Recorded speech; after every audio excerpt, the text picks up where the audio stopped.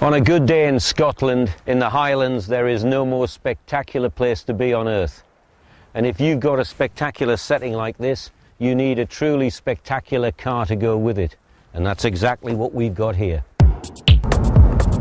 The Evora was made for the tight, twisty roads of Scotland. Forget about motorway driving. This is where this car absolutely excels. Soon as you ease into the seat, you realise that this is a driver's car for enthusiasts who really like to sort of push the car to the limit, and the limits of this car are considerable. That's because you've got a highly impressive 3.5 litre V6 engine that's capable of 0 to 60 in 4.9 seconds. Top speed, if you want to lose your licence, of 162 miles an hour.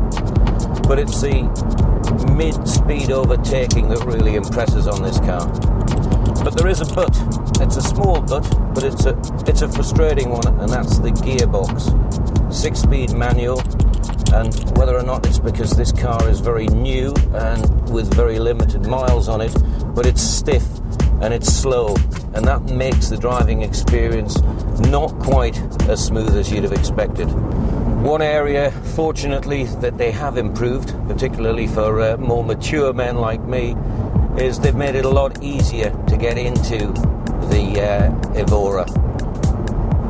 Last time I got into a Lotus Elise, I had to shoehorn myself in, and you needed the ability of a contortionist just to get in there. This is relatively easy in comparison. I think this is what they call cosy. As you can see, they say it's a 2+2, but for my view, the back two need to be nice, small children. As an adult, you'd have to be really keen to get a lift back from the pub.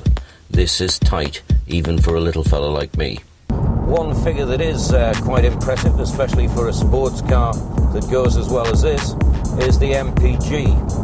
Although I can't totally agree with the Lotus figures. Lotus are quoting 32.5 MPG, which is very, very impressive. I haven't got much better than 25, but that is admittedly driving hard.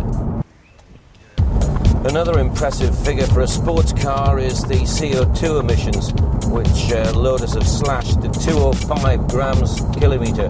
What that means to you and I, though, is it's band K, and that's road tax of £215 a year, which for a supercar is impressive. The steering on this is what you'd expect from a Lotus. It is pin sharp, ultra responsive. You feel every deviation in the road, which means you've also got to concentrate all the time as well. This is not a car to be driving one-handed with.